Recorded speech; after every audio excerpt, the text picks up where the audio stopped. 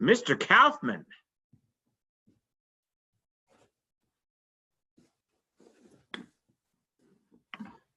Hello, Dr. Smith. Hello, Dr. Smith, MD. Hey, how you doing? Great. How are you doing? I'm great. And Mr. Kaufman, how are you, Richard? Oh, it's been a while since I've been at an STC meeting. Yeah, you're looking good. Where have you been? Oh, let me see. Curacao, the Virgin Islands, Oh, wow. Nigeria, but now I'm in Georgia. Okay, where in Georgia? A little town called Marietta, just outside of Atlanta. Yeah, sure. No, I know it well. I happen to own a house on Jekyll Island, so I'm a Georgian. I'm an adopted Georgian. I'm just thinking of going down there and taking I do a lot of biking these days. Oh, it's a great place for biking. Oh my gosh. 22 miles of bike path on that island, yeah. Really, and it's from what I understand, it's all flat, although I don't It's mind all hills. flat. Yeah, it's an island, yeah.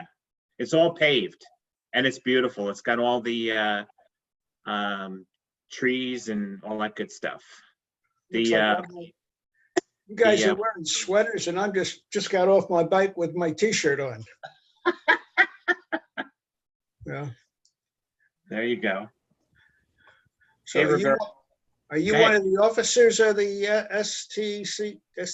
Yeah, I was president 17 years ago, and they reeled me back in. Yeah. 17 what year was that? I actually was president for 2 years, and I finished up actually 2 weeks after 9/11.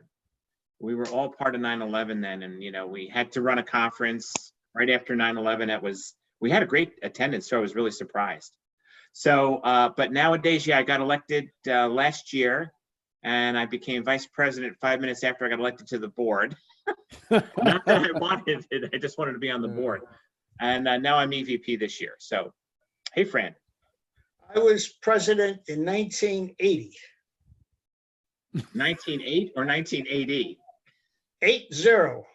Oh, yeah. Okay. Wow. You were president of the SCTC? Really? Yeah. How do you like that?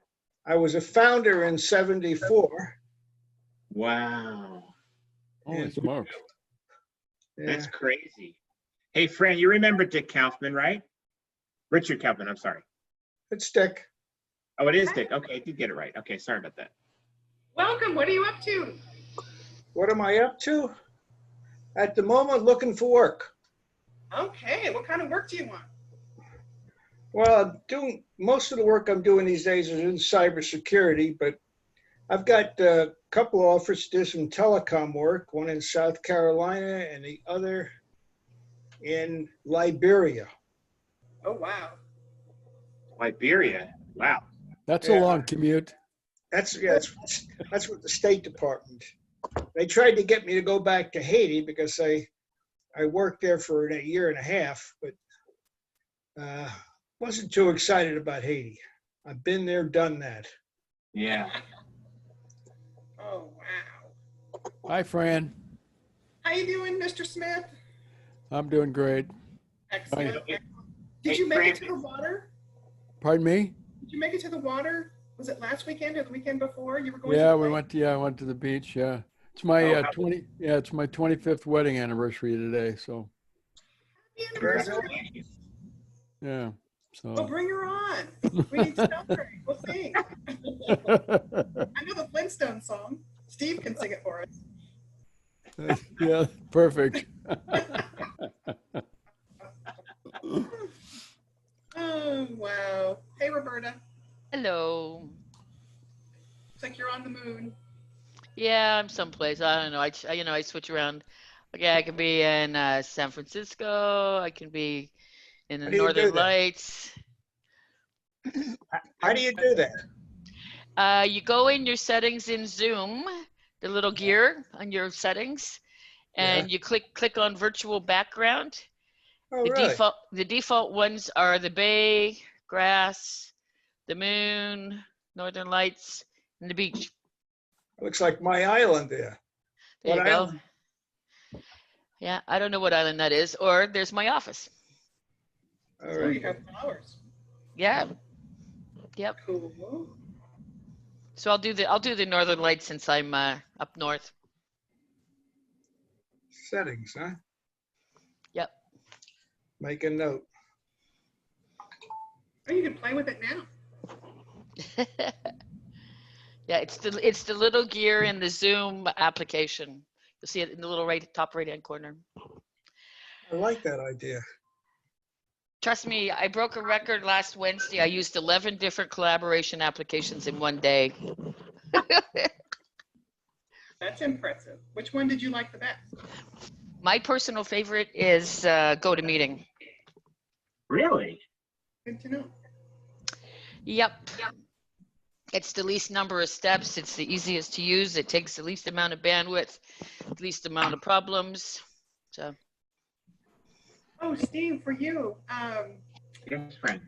I got a salesperson reach out to me from Zoom, and I was like, let me tell you about the Sctc. So we're going to set up a meeting, and if you guys want to have, incorporate Zoom into one of our meetings and have them tell all the tips and tricks and details, and then maybe we can recruit them for a back number. I don't know. Yeah, I think that's a great idea. Actually, I know the executive vice president. I need to reach out to her personally. So, Okay, great. yeah. Who don't you know, Steve? Yeah, that's kind of a true statement, Mike. I'm kind of amazed how many people I really know. Yeah. Well, I've been enjoying Dave Clardy's recipe tips. So Steve's my husband Steve's been watching them, Dave, and incorporating some of your ideas. So.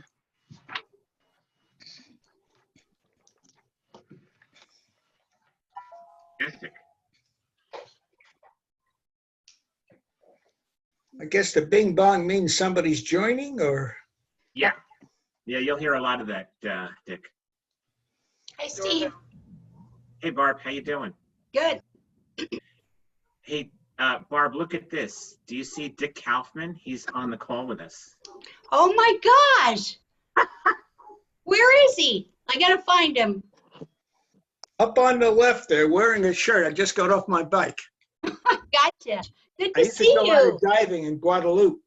Okay, great to see you. I spent about 20 odd years in the Caribbean. Wow. But I'm in Georgia now. Okay.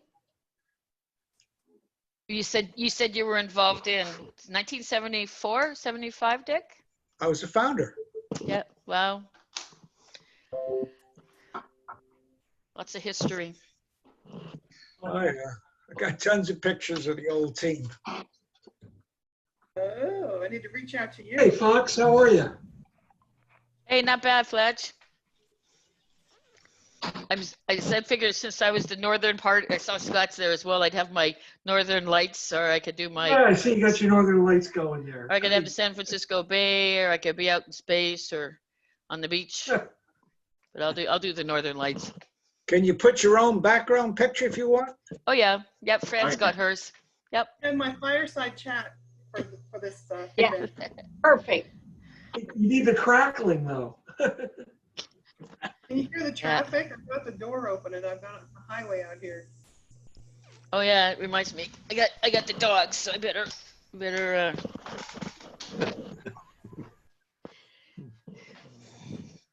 Hi, Dick Kaufman. It's Laura Sikorsky. How you doing? Laura, gee, haven't seen you. It's been a long time. It has. I just got back from my walk, so I'm not. I got just a picture up on the screen. Well, I just got back from a bike ride. No, I would probably frighten people. I frighten people anyway. No, I do 5 miles at lunch and 5 miles after dinner. Tries to keep me in shape. God bless. Laura, who was the gal you used to work with in New York? I used to work with Jane Leno. Jane Leno, what's with her? She's usually on these calls, so maybe she's on. I don't know, but you might see her. I don't see her just yet. Well, this is my first time in a meeting with the STC since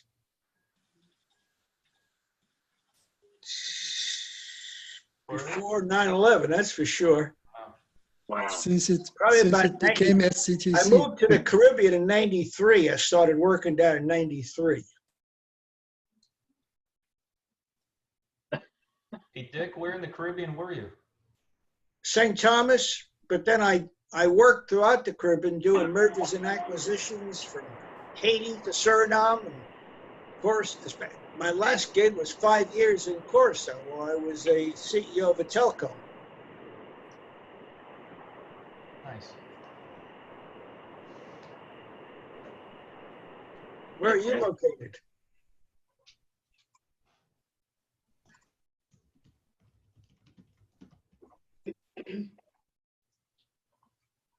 Neat to see so many names of people I haven't seen for quite a while. Yeah. Is this the first one of your sessions like this, or has there been others? This is number 11, Dick. We're on a roll. I guess you decided to invite me this time. Yeah, it's about time. Sorry about that. We're adding names weekly. So, hey, Terry Slattery, how you doing? You're on mute. Wow. Doing fine, thank you. Good to see you.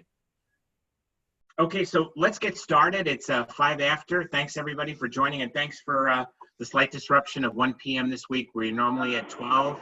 Our colleague who we are asking to contribute today is Roberta Fox, who is up in the Northern Lights area of Canada right now. And Roberta's going to give us a lot of insights around NG911. So let me share my screen. Okay, and where are we? Sorry. Okay, here we go. So again, these are just the basic rules. We've been through that before, of course, as a team. So I have 2 polling questions for you for today. So let me share this.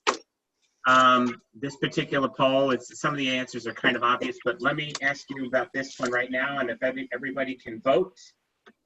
How important is NG911 and E911 for the enterprise client? You can just click it on and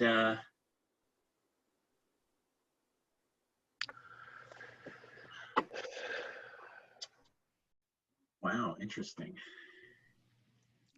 Incidentally, Steve, I think you have your wrong slide deck up. DC meeting. It says Are May you seeing 13th. it? Yeah, I'm seeing your. Oh my God, that's wrong. Sorry. This is the one that's right. Okay. Thanks, Scott. Sorry. I didn't realize the other one had a date on it. Okay, so let me close the poll. Just take it.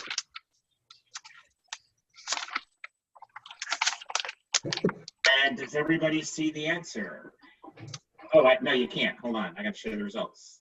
Oh, I can see it. You can see it. Okay, so now you can see the results. So 56% very important, 29% important, 9 and 6% moderately and slightly. Well, after today, I think it'll be 100% in the very important category. You'll see that in a second. Okay, and I have one more for you. Thanks for contributing, everybody. Okay, so this one is NG911. How big an opportunity is it for you for your consulting or your vendor practice?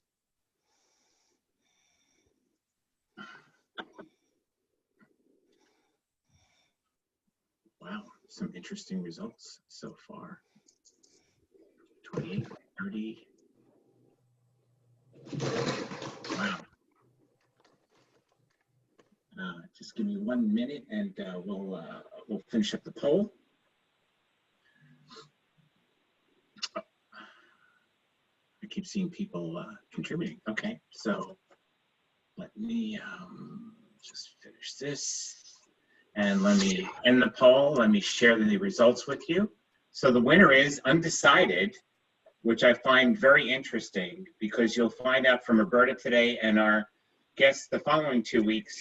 Actually, it's the new law, federal, and there's got to be a lot of compliance around this both in Canada and in the US. And anybody that's doing any major upgrade to their voice communication system or is installing new, it's the law. And I think the other de facto sorry about that. I didn't share this. Oh, I did share. The other de facto is the fact that anybody who has an older technology, they don't want to be caught with getting sued, for lack of a better word, or have litigious, responses to not responding or not allowing for 911 or 9911. Okay. So with that, everybody can see my screen, right? Okay. So I'm just going to start very quickly with a quick update on what's been happening in the last week from what I can see. So we had a great discussion last week, again, around security. I apologize. We went a little bit over last week. We had 2 featured talks that were just very hot. Take a look at this YouTube video here if you want to write it down, or do a short bit.ly version right here. Kevin O'Leary is interviewed 5 days ago from on CSNBC and has some talking points about remote working. So everybody knows who he is, I'm sure. He's Mr. Wonderful from Shark Tank. Okay, this was just literally last Friday. He says that remote working is good for the employees and the business's bottom line. Productivity is significantly higher when you give people what they want, is what he said. He also Steve, your poll is still showing in front. Oh, really? Yeah, Wow. we can't see the slide. Okay, hold on. That's very interesting. You close it on your screen? Yeah, Could you close it on your screen because I can see it? Yeah, you just Yeah, close it yourself. I just Yeah. closed it. Good now. Can you see? Yeah, No. just close it on your screen. Steve, we're fine. Steve, you're fine. Oh, I'm Dick, fine? yeah, Dick, you just close it on your screen. It popped it up on a second screen. Oh, Okay. yes, sorry. I got Okay. too many screens going here. Okay. So Kevin anticipates 20% of employees have the right to work from home perpetually, and he singled out areas such as compliance, accounting, logistics. Okay, and he helps want to upgrade their homes for internet. And his final thoughts say, this is critical in my opinion, he thinks that he can save about 5 to 7% free cash flow across the portfolio. Huge.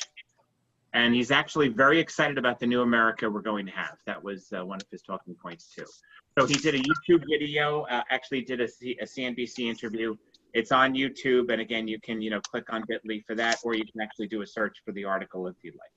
Okay, and one new add-in that we're doing on these fireside talks this week, if you have an aha moment during Roberta's sharing here today, chat it to the group. Okay, we'll start that as a new kind of add-in starting this week, okay? So I think you're going to hear a lot of that as we go forward over the next few weeks, and that will continue, okay? So again, when you have an aha moment, just chat it to the group, all right? Okay, so here are your contributors. We actually have singled out Roberta because Roberta has a lot to talk about today. Roberta is the Chief Innovation Officer and Chairman of the Fox Group. I'm sure you all know her. Roberta's practice is solely focused on, or primarily focused on these days, around NG911 for all of these PSAPs, and she's just a little busy, right, Roberta? Yeah. Yeah, Roberta and I Understatement. have been having a lot of discussion today. So let me introduce Roberta's talk right here, and this will be interactive. So if anybody has a comment or a question or a thought for Rebecca as we go forward, we have plenty of time today for that. So Rebecca, I'll turn the microphone over to you. Roberta, sorry. Okay, I said Rebecca, okay. sorry. Yeah, it's okay. I'm used to it. This is my southern cuz. We have fun sending neat notes to each other. Yeah. I'm gonna Steve's next week is going to be talking about Kerry's Law and Ray Baum's Act, which is more from the enterprise customer perspective. My session today is going to be more from the PSAP, which is the public service answering points. But I want to share some history for you folks because I think it will help your practices. And then I'll also share some ahas, and I will allow a lot of time, so I'm not going to PowerPoint you to death. What I will say is, and Fletch knows this, and some of you that have been involved in the 3 generations of 911, this is the most complicated technology areas that I have ever worked with in my career. And so as an ex-banker and ex-corporate technology person, this is not getting into the NG 911 space from an engineering design perspective is not for the faint of heart. It also will double or triple your consulting insurance, just to give you some heads up. So I'm going to share some of my business lessons learned, not just the technology. And there's areas that are okay to go in, and there's areas that I would not suggest you go in unless you really, really want to spend a lot more money building the skills and expertise. In our practice, it's been a 10-year investment, and it's an ongoing investment to keep our skills and expertise up to date, and I'll share more about that later. Next slide, please. Sure. So I thought there's a lot of people that actually don't understand 911, and the part that's interesting is we went from the plug switchboards with Lily to they did the connect me with this person and the connect me with that person. They would say I need an ambulance. The first city in North America was Winnipeg, Manitoba. Yay, Canada! Sorry, I just had to say that. But it's interesting because we still have areas, and Fletch, you can add on to this in your sessions or your input. We still have areas in North America where 911 is not available, believe it or not. So it's not everywhere, it's not ubiquitous. So it's an interesting evolution, and most people don't, especially the public, don't understand how complicated it is. When Bill and I started, Bill Elliott, our ambassador, when we started on the journey 10 years ago, I tried to put one diagram on 11 by 14 paper that shows all of the elements end to end. It actually took 5 diagrams. So it's very complicated and it's very evolutionary. And also throughout the world, the other parts of it, there's no consistency across the globe of the dial string. So there's different numbers to get 911 type services, depending on which country or which part of a country you're in as well. Next slide. Sure. And what if you want, guys, if anybody wants to have a question, just sort of raise your hand and I'll keep looking. So, and what's also interesting, so a public service answering point is a call center who has responsibility for answering calls made to the emergency telephone service for police, firefighting, and ambulance. So those are the 3 first responder type of services. The PSAP facilities run 24 hours a day, and they dispatch emergency services, passing 911 calls to public or public safety agencies. They're also sometimes called emergency operation centers or communication centers. There's very, very much differences across North America of how things are delivered. And what's also interesting is most of them are civil service type of jobs. So administrative people that have risen up to end up taking the contact center, the dispatch jobs. There's parts of some states and federal in provinces that are also now trying to make these jobs redefined as public safety officers, same kind of situations as officers like police officers, because more and more it's not just what is your problem or what help do you need. It's becoming more and more as part of the emergency operations. What's interesting from a funding perspective, oh my God, it is a flippin' dog's breakfast. And so there's no consistency. No, I'm being very honest with you guys as consultants. I don't know the US structures really, really well, except I do know, I'll give you some stats. There's 7,000 PSAPs in the US. And so you could have, for example, the area of Washington has 42, and they're funded, all very differently. Same thing in Canada. We have 300 different PSAPs. Some are funded federally, some are funded regionally. Well, actually, none are funded federally.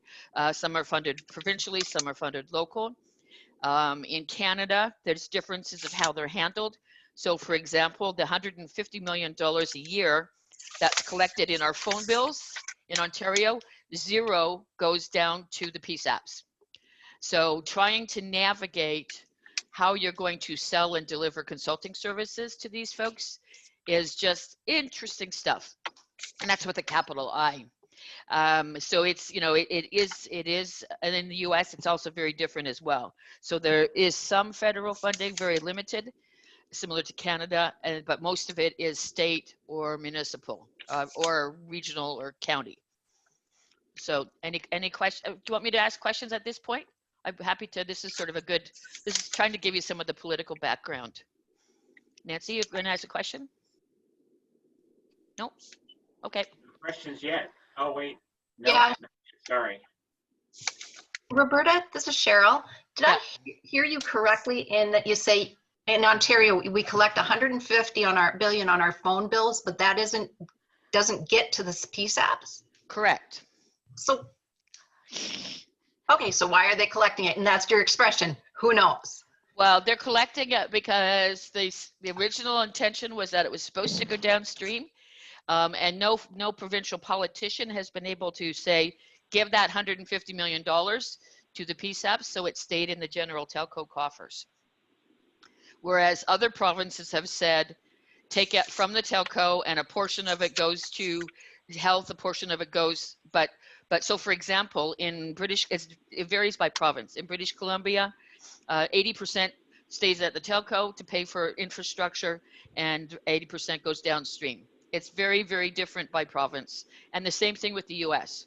I can't tell you out of the 7,000 PSAPs. And this is also where the rule of 10 doesn't work, right? Because we usually have 1/10 of what you guys have, not in this case. So you have 7,000 PSAPs. I've got an interesting stat, Ro, if you want. Yep. So you've got 300 PSAPs in Canada? Yep. I've got 300 PSAPs in the state of New Jersey alone. Yeah. Oh, I know. And I can tell you that New Jersey has diverted 92% of the 911 funds collected for things other than 911. Oh, sure. Why? Because it's Jersey, and that's what we could do. It's horrible, but that's the case. Well, and it's disgusting because the public thinks that we should be able to get NG 911 and do voice text and chat and video, but the money has gone to other places. So the NG 911 or the 911 network is over 50 years old. Our ambassador Bill Elliott, he put in the first 911 network in Ontario at Bell, and then the E911, and now he's been involved in the NG 911. So these are 50-year-old DMS switches, or 30 years old or whatever. They're running on old TDM networks. They're running on frame reel. It's old infrastructure that has to be replaced, and we have hard deadlines in Canada. The US hasn't set hard deadlines for its migration, but in Canada, our 911 network is going to be turned off. It was delayed by COVID, but it's going to be turned off totally by June of 2023. Wow. So I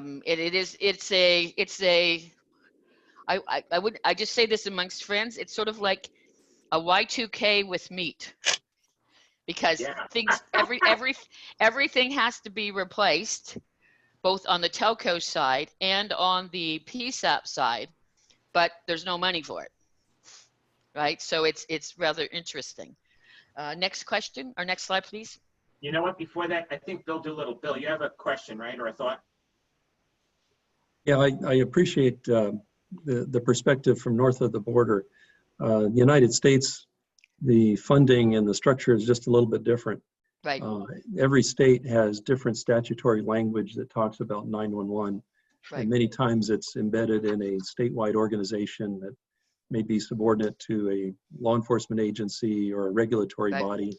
Right. And so the 911 call taking is half of the process.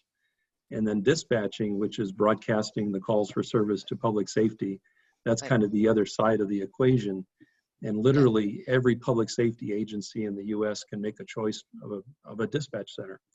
And so there's really no control about local government creating new dispatch centers. I know. And the 6,000 is a factual number. Yeah. There's a National Emergency Number Association that's been tracking that for many decades. Right. The funding piece of it too, there was just a grant award. The federal government had some leftover money from Spectrum auctions, and I believe they granted about $114 million to states to promote next generation 911. Right. And so every state was entitled to about $1.5 million if they submitted the grant application. Many states had statewide next gen plans, and they were eligible and asked for much more money than that. And so there is a certain degree of federal funding, but for the most part in the United States, it is a 911 surcharge on a telephone bill, Right. usually on a per line or per handset basis. Right. We have the same thing, Bill, and yeah, we're active NINA members. So because we have a NINA Canada, and we have a NINA Ontario, and NINA, yeah, and we're also involved in APCO. But it is interesting that this is something that should be more managed, I believe, managed more federally, because it's broad and embarking and affects everybody, but it's very complicated to navigate, right? So so now you guys have a point person, so you can reach out more, because we're not touching the states. It's just forget it. We'll leave it to you guys. there's enough things to do. No, it's just it's just and you're right. There is so much differences in the legislation and even the practices by how police and fire and EMS is handled. So you spend a lot of time. That's why for us it's been a 10-year investment. You spend a lot of time learning about how the sector has worked, and it's crazy. It's just crazy, right? So somebody asked the question, dependent on, somebody asked globally there's, from our research, there is 29,000, as best as we can find, 29,000 PSAPs throughout the world. Australia has 1. So they consolidated down to 1. We sort of mostly track more Commonwealth countries because it's easier, but it's a huge market. From a capital investment, we predicted when we get asked to do some 911 research for the industry. So Frank, here's some trivia for you, Frank Tersini. It's about a $25 billion capital market over the next 5 to 8 years. So it's huge for the sector. If you want to go to the next slide, Steve, please. So before we do that, Lee Beckel has a point of question regarding. He says, I have a 911 client that is dependent to a certain extent on the state to coordinate on the legacy Windstream system, which is not great. Lee, do you want to have any additional thoughts on that, or a question for Roberta? No questions. It's just amplifying on what she was discussing in that it's coordinated between county and state. Each county in our state is kind of left to fend to themselves to a certain extent, but they're working on this legacy Windstream backbone that the state is still using. Right. Well, and that's the other thing. I'll get into it in a few more minutes. Compared to telecom, VoIP, and call centers, tech vendors, there's actually less vendors to track and monitor and keep on top of, because it is so specialized. And there's even less vendors that have put the technology investments in the two, okay. There's less vendors in the NG 911 space. So it's interesting, and some of the current vendors have not made the jump to IP NG 911, and especially in the multimedia area. So it makes it easier as consultants to work on this. So yeah, Bill, did you want to add anything else? Because you put up your 2 fingers, or was that you wanted attention? Yeah, when you talk about the 3 waves of 911, wireless 911 was the second wave. Right. And there were 2 companies, Intrado and TCS, who made it their business to support all the wireless carriers in the US. Right. And they set up the infrastructure to route wireless 911 calls nationally. And so they've got that first mover advantage. Right. There's a subordinate wave, which is text to 911, which leads to rich communication services and multimedia communications with 911. And they also run TCC communication centers, but there's now a 3rd tier of vendors who are coming into the space providing what they call ESINet, or emergency services internet capabilities. And as Roberta's talking about, this is incredibly complex. There are functional elements that are defined in this model of next generation 911. So vendors are still free to create proprietary products. Right. And we're seeing more and more vendors offer those proprietary products in a next gen environment. So what used to be 2 vendors is now expanding again into third parties that have proprietary solutions. Well, I guess, Bill, to add on to your point, and if you could go to the next slide, please, Steve. Sure. There's really three areas. There's the carrier network, which is called EZNet, Emergency Services IP Network. There's the PSAPs, they first like the responders that take the calls, and then there's the enterprise customers that make the calls out and have to connect to NextGen, or their employees have to connect.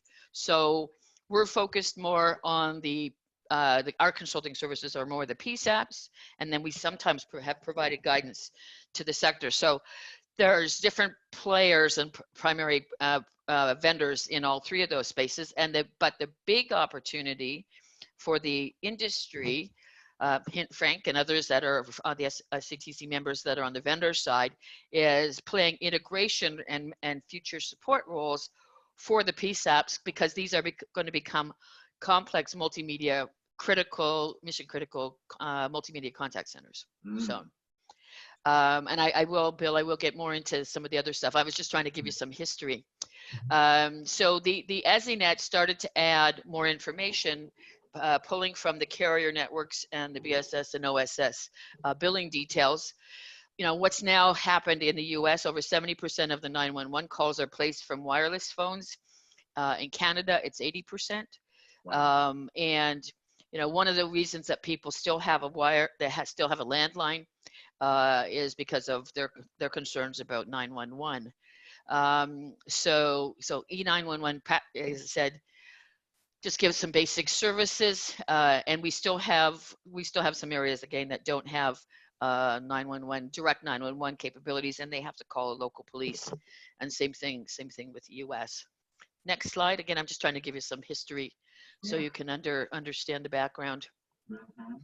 So the challenge is, you know, you see all this TV stuff, and you know, you get applications like Uber and store to the door and food delivery, and they can do all this information.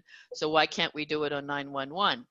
And then that's for a lot of reasons, but primarily because the calling pattern or the calling source of the information in the previous generations was pegged to your address for your bills, whether it's your cell phone or your home bill. Well, you know, we haven't had a phone system for 12 years at Fox Group, and we have all soft clients running on multiple devices, and we work from lots of different places. So my 289 number, it shows up as Aurora, Ontario. Well, I never lived in Aurora. That was the NNX of where it came from. And now I live in the GTA, the greater Thorndale area, a hamlet of 750 people with a total population of 2,000. But if I called 911, it would get routed to an intermediary PSAP who would then say, where are you? And they would link it into, but you know, the call record would come up as for my VoIP line as Aurora, and my mobile would come up as for Toronto, because that's where my original bill number came from. So this whole location accuracy and situation awareness causes significant problems for responders to find people. And I don't know if some of you have ever heard about it, but along the Canadian border, there's times where, because of the cell signals, a person could be on Niagara Falls, Ontario, and call 911, and it bounces over and it shows them as being in Niagara Falls, New York. And the same thing in Vancouver and Washington. So the idea with the next generation is the EZNet is going to be, and I'm trying to simplify this, but the EZNet is going to be taking information from the call records, from the cellular network, from the Wi-Fi networks, some areas in the satellite network, pulling it all together and sending it downstream to the PSAP. And the call handling equipment, the CHFE, and the CAD, the computer-aided dispatch applications will pull that information together and then send it to the call taker to give more information. Okay. And again, I'm trying to make it so everybody can understand the basics. So the interesting opportunity is this is complex integration, right? So this is the opportunities for consultants is pulling it all together and making sure you're working with all the various vendors. And we haven't talked about it all about enterprise organizations calling out 911. We're going to leave that to next week. But that's a whole different situation where what I will tell you is when we get to NG 911, the cool thing is that multiple 3D chess games that we're going to have of data coming in, we'll now be able to have, which is really cool, we'll have the X and Y axis, but we'll also have the Z axis. So we'll be able to say Roberta Fox is at 123 Young Street, 7th floor, northeast corner. Okay. And this is the carrot for you folks on the enterprise side. They're going to be expecting, the PSAPs are going to be expecting to have the information come from the enterprise telephony system, the enterprise corporate information, to say where I was. So that information is going to have to be passed through the enterprise phone system if I'm calling from an enterprise identity to the PSAP. Right, so that's again, Steve will talk about that in the whole Carey's Law and Raybaum. But I'm looking at it from the PSAP perspective. So we're going to have to figure out we're working with our clients to figure out how to take this new data and map it. And then the other thing, if you can go to the next slide, please, Steve. Sure. The other part that's interesting, in the past, when you did a call transfer to another agency, you left them with, you could say, okay, it's Toronto Police calling, I'm conferencing in Halton Police. It was very manually done. In the NG 911 world, we're going to be able to do RTT, which I'll talk about in a minute, but we're going to have multi-bridging of digital streams of communications. So we'll be able to have up to 16 different, I don't know how the hell they're going to balance this, but 16 different text conversations being managed between different parties. So that could be police and fire and an adjacent agency. It could be the military guard. It could be secret security. It could be the FBI, whatever. So that whatever the data is going to be at the PSAP is expected that it'll be able to be shared securely with other agencies. So that's an interesting situation. So I talked about the user's expectations. The whole thing is that the people say, well, we can do all this cool stuff with our consumer products. Why can't we do it with the 911? Yeah, right. And it just hasn't been done. It's not an IP world. I mean, many of the PSAPs still have analog 1FLs coming in as the small ones for the primary mechanism. And all kinds of other things. So you can't send pictures or videos. We've seen, this is scary, and those of you that do security stuff, when we've been doing assessments in the early phases of clients, we will see them, an EMS person will be taking a video on their personal iPhone and sending it. Dick, can you mute your line, please? Call me later. I'm in a conference right now. Yeah, so a PSAP will be, an EMS person will have been talking to the PSAP. They'll be taking a video of the situation, sending it to the emergency room, personal videos, and the people will be telling me, well, don't tell IT we're doing this. We're in a rural area. We're trying to make sure we're at the right place, the right emergency department. And we know we're breaking all kinds of rules, but we're just trying to do our jobs. So, I mean, the governance and the auditing and the tracking and all that other kind of things. So I guess, the net of it is there's a lot of interesting opportunities. Next slide, please. Hey, Ro? No, go ahead. I just wanted to address a couple of things that came up in the chat, if I could. Sure. Yes, Mark, go ahead. One great comment was, hey, why don't we use GPS on our cell phones? And another comment that also referenced that. And it's not that the originating device doesn't have or can't perform the location discovery. Right. The problem is the analog network that's in place can't carry those new signals.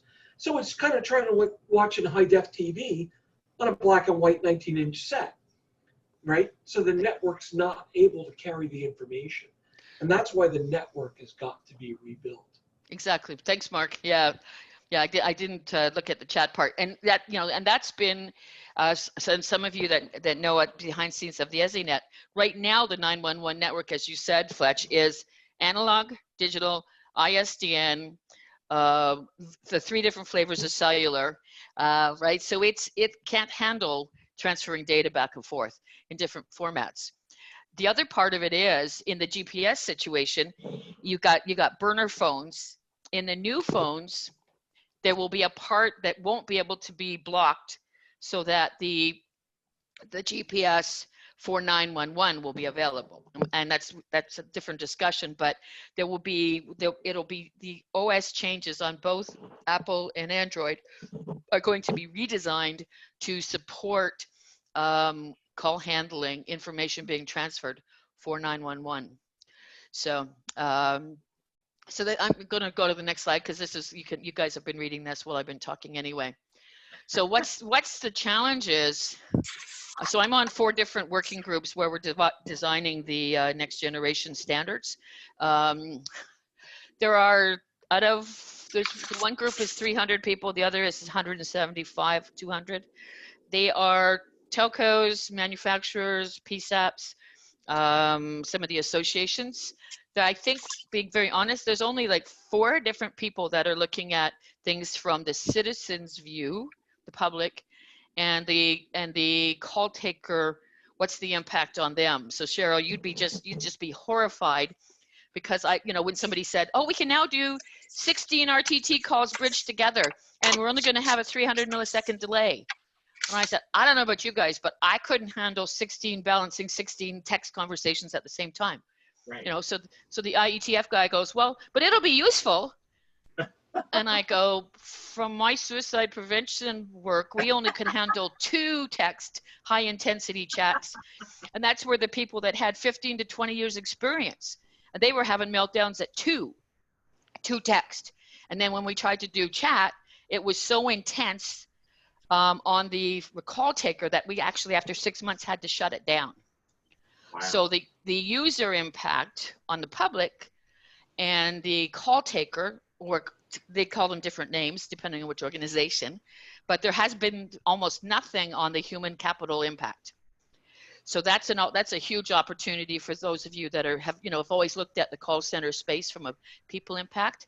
I mean, somebody said to me, well, can you develop psychographic survey tools for hiring practices based on media? So take skills-based and develop some way to figure out, can Roberta adapt to text and chat for suicide or for 911 calls? I'm like, holy shit, no, that's not, we don't do that stuff. Somebody else, let you guys do that stuff. The funding is interesting. We talked about that a little bit. The 911 governance in the previous world, I had put notes for it, and Bill, you could comment, but 911 centers went in and they were a 10 to 20-year investment, and maybe every 5 years you put a little bit of money into it. In the new stuff, whether it's call handling at CPE or cloud, it's like a 5-year refresh. The security means you have to do things quarterly and annually. So the whole financial model and the governance model, especially when you get into multi-agency and the quote certifications. So if somebody's joining the EZNet, who's going to monitor that they're staying compliant? So there's a whole bunch of issues that they haven't thought the industry hasn't really thought about. They're just starting to work on that stuff. But yeah, the human impact is just, really quite interesting. Next slide, please. Sure. So, how does this affect the end users and the government organizations? So the government organizations, being the PSAPs, are frontline emergency responders. They're caught between a rock and a hard place, because they don't always have the situation like how Carrie's Law was, provided, or that's a different situation, but they don't always have the right information to be able to give to the police, fire, and EMS to quickly respond. They do a lot of time and effort going on to Google, trying to find where that person is, trying to find IP address traces. There's all kinds of things so that they can cut the time to get to the people.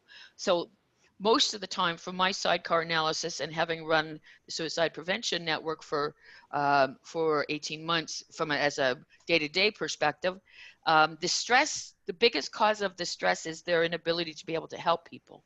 So that's where the promises of NG 911 will really help, because there'll be more information coming in and more locations. So even, for example, with one of our projects, we're going to link to the tax rolls, right? So when it pops up with the IP CTI, pops up with my GPS, pops up, we'll get the CAD information. We're tying in the tax rolls for those cities and towns, right? So that will mean that no matter how they can find out who Roberta Vox or Stephen Lawson is.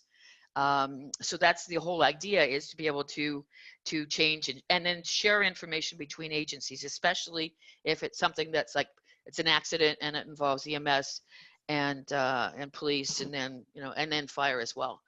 So the whole idea is of being able to share it. And one of the other things about this, the officers keep saying to me, can you find ways to get rid of all these devices on my body? I got 4 around my waist. I got 1 up here. They're all separate. So that's a whole other thing about, just wanting to simplify the user experience, and then to be able to share information. Next slide, please, Steve. Sure. So how can the customers and the industry participate? We haven't really talked about Engine or Enterprise 911. That's where for about 25 years, I was responsible for designing so that people could make outgoing 911 calls from their locations. And it's very complicated. I was surprised when Fletch and I started working together. We've always had it in Canada that the outbound ARS tables and the digit insertions were designed so that you could dial any combination and it would work. I was surprised that hadn't been the way in the States. But I think for the enterprise customers, and for those of you that are working with county and state governments, they have to get involved in putting together national and state strategies, because at an average cost of $150,000 to $250,000 capital per seat, and then at least equivalent for professional services for the PSAPs to design this and then manage it, with going from like a 4% OPEX for their telecom environments to 25 to 30%. This is a massive, massive shift in how you run things and how you operate in the future. And the fact is, where is this money going to come from, especially right now, because so much of it is going to COVID, and people say, well, we'll just extend the deadlines. We won't move yet. People like Bill Elliott, he's retired from Fox Group 4 times. People that put this stuff in are retired or dead. The boards are gray market. You can't buy the circuits. The people that fix the stuff, the expertise, it's a declining pool of knowledge and equipment. So the technology has to be replaced. It's not even just whether you want to add these new functionalities. The public is requiring that the information also be available, because every second that you can cut off somebody responding can end up helping save lives. So from all of our perspectives, we all have to work together and get everybody to go, pushing the legislative changes, pushing for the funding, and then hopefully pushing so that there should be consolidation. And Bill, in my perfect world as a 911 designer, Canada only needs Canada really only needs 2 or 3 PSAPs with big ones, and then distribute downstream to the local fire and police. But that political discussion should have happened 10 years ago. So you guys going with your numbers, is there a lobbying group that wants to simplify this? Is there a lobbying group or a professional consulting firm that's working to get them to consolidate? No. So the opportunity, because there isn't, there's hundreds of projects for both the enterprise side and the PSAP side to work together. Next slide, please, Steve. We're almost at the end. Yeah. That's good. Yep. And I'm going to have the time for questions for you guys. Yeah. So when you think about investments, so this is our little bit of our infomercial. For us to keep up to date and to be involved in this stuff, these are the organizations that we're working on. I'm halfway through my Fletch. I'm making headway towards my EMP accreditation. That's emergency number professional. That's what the PSAP staff have, and but it involves, what's interesting about the accreditation is it involves technology, operations, legal, HR practices. So it's not just about technology. So I've got a couple other points. So I just want to wrap up. The biggest aha for me when I got into this 10 years ago is that you're going from a relatively straightforward telecom yes, secure and police and all that, but from a relatively straightforward single media contact center with some integration, CTI integration to CAD, you're going from that to the absolute opposite, which is a multimedia, high security, much more integrated to many other pieces, with adding many, many more human factors. So it's a much more complicated environment for the PSAPs, for the telecom industry, and the whole cost models and support models are getting turned upside down as well. So that was my big holy heck. So I'll throw it over to you guys. So, sorry, my slides are flipping on their own. Questions, anybody? Comments for Roberta? Hey, Roberta, Dan Aylward here. I got a non-technology question. Maybe you can answer it because I normally stay on the technology side. I heard when PSAP operators respond, they, like Hollywood says, you think they say 911, what's your emergency? I heard what they actually say is 911, where's your location? Because they don't know where that is, and that's of the utmost importance. I wanted to ask you that. And then since you made a comment also about stressful situations and how many text streams can get going, I'm just curious, what are some of the real stressful situations that they have to handle, if it might be beyond what one might assume? Sure. Well, first off, the protocols, Dan, depends on the agency. So some of them just say 911, what's your emergency? Some of them say 911, what's your location and what's your emergency?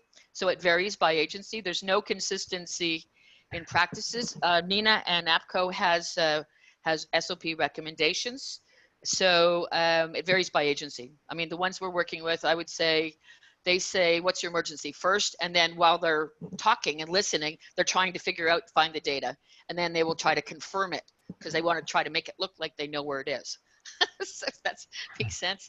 The emergencies are so broad and so intense because depending on if it's a primary PSAP, they handle police and again, it depends on the state and province. They handle police and fire, and then they may dispatch downstream to what's called a secondary PSAP.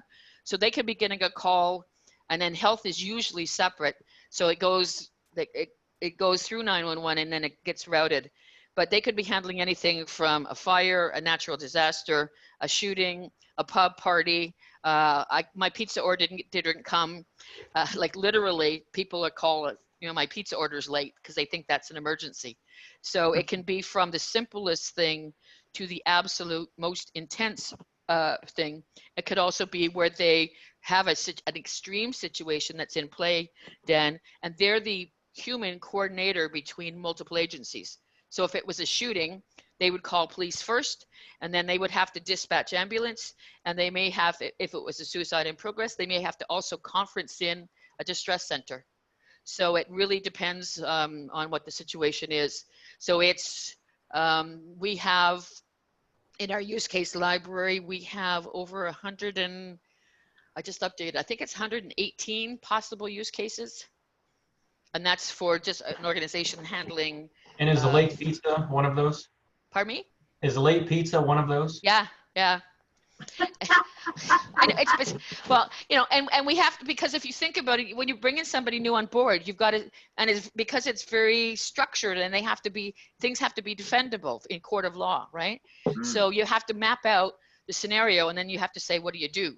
And I mean, some of it is common sense over time, but there's so many, because a 911 call could be petitioned for court, right? It could be petitioned as litigation, and what was said, like if you watch the show 911. And actually, it's a pretty good, believe it or not, it's pretty good representation. It's not too far from fact. They make some of it look a little bit simpler than it is.